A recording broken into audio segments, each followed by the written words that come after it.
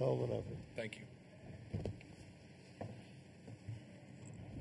Are the kids coming with you? I have no idea. They just told me to walk, and I walked. Okay. They're coming.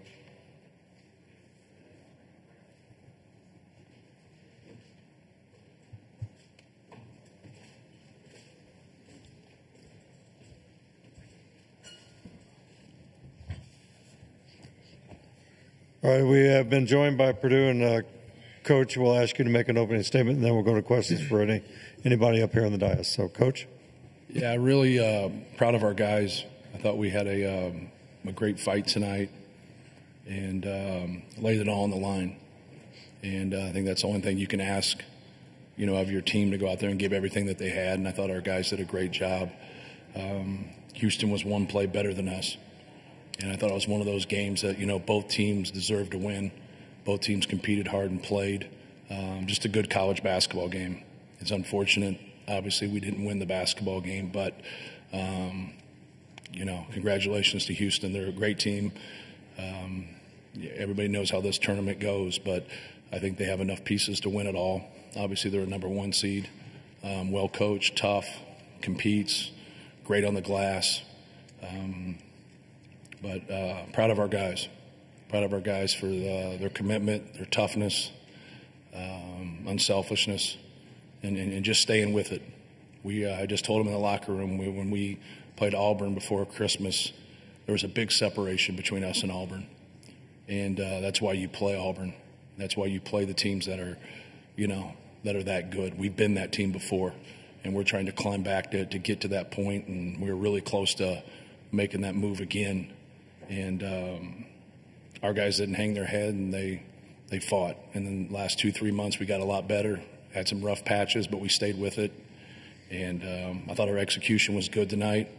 I thought our effort was good. Probably had to get a couple more rebounds, but we got down 10 right there, and our guys hung tough and made some plays, made some shots, got some stops. And that's all you can ask. So just proud of our team. Questions, please. Raise your hand. We'll get a mic to you. Back here. Can I ask one for the player and a coach at the same time? Matt and Braden, can you guys both answer this about the defense that Samson Houston directed your way? Braden directed his way. They were doubling him all over the court. It seemed like they were just going to not let him do what he wanted to do, and he still had all those assists. Braden, we'll start with you.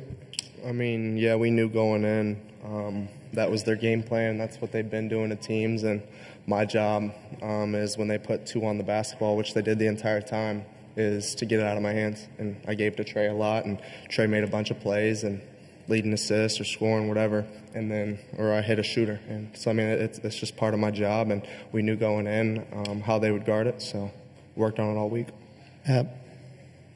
Yeah, it's, they're a very good defensive team, and we wanted to get in some different actions and get Braden some more space and play with the pace, but we also knew that he had to get the basketball out of his hands when they got aggressive.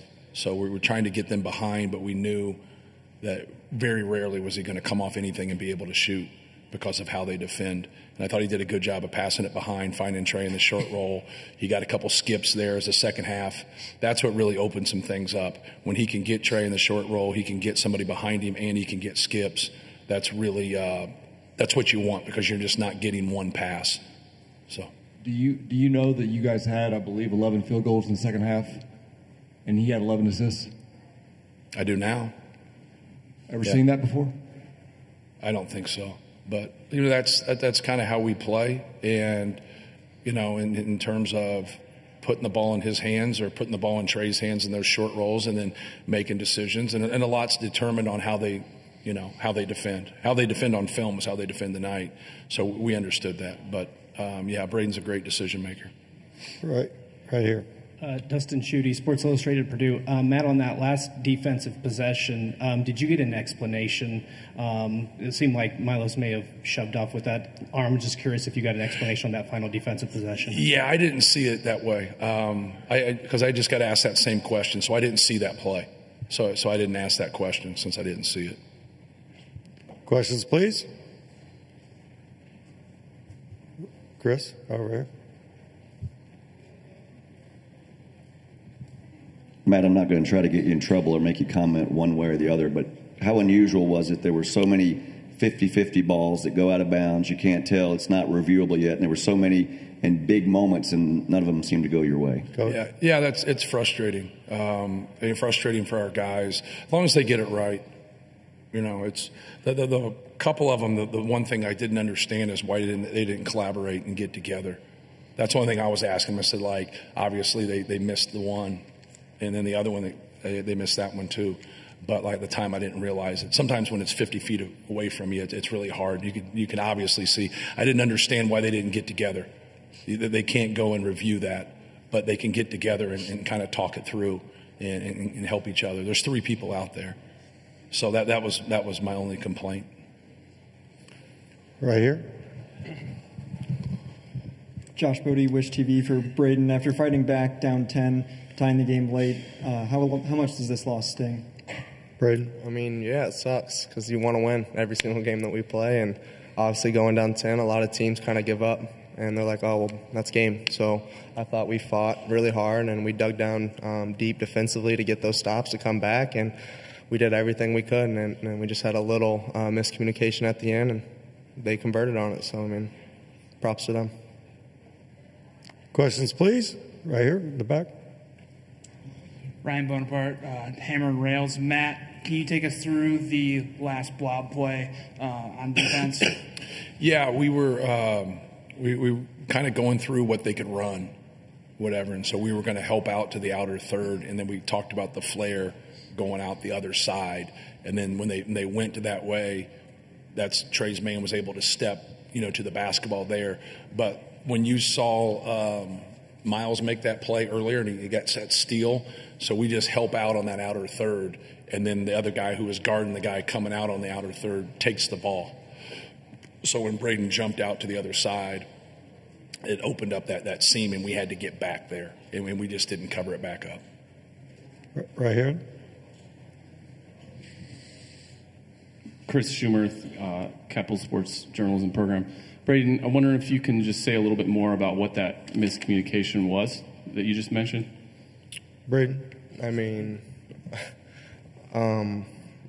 we knew that they were going to come off the back screen and Cryer was going to get that shot in the corner. We've seen it in film and stuff. So I was just trying to take that away. And as we did that, CJ or whoever it was, we switch it and kind of he takes it and goes back to the ball, kind of like what Coach just explained with Miles where he got the steal. And I don't know. I mean, I could have stayed. I mean, there's a lot of different things that could have went into it. I just didn't want Cryer coming off and hitting that shot. Back here. Greg? Hey, for Trey and for Fletcher both, could you guys dealt with the defense differently? Trey in the post, obviously Fletcher on the perimeter, but just how physical was what you guys had to play through tonight? Trey? I mean, they're a super physical team. They have 3 or 4 bigs that they kind of just run in, and you can't call the fouls. And it's just kind of like, you got to just play through it. It's very tough. It's why they're the number 1 defense in the country. So I think they do a great job. Fletcher? They were just pretty physical throughout. Played good basketball. Questions, please. Right here. This one's for Matt from Greg Braggs from Boilers in the Stands. Matt, at the end of the season, obviously you guys lose 6 and 9 before you get into tournament play. I know there was a mention of, I know you mentioned like some composure, team having to keep their composure. What did you think of the way the tournament went and how these guys were able to kind of collect themselves and play the way they did here these last 3 games? Yeah, I thought they were great. I thought their effort was great. I think sometimes when you don't shoot as well, you can't control that, right? You can only control like trying to get quality shots, and we have a lot of guys that can really shoot the basketball.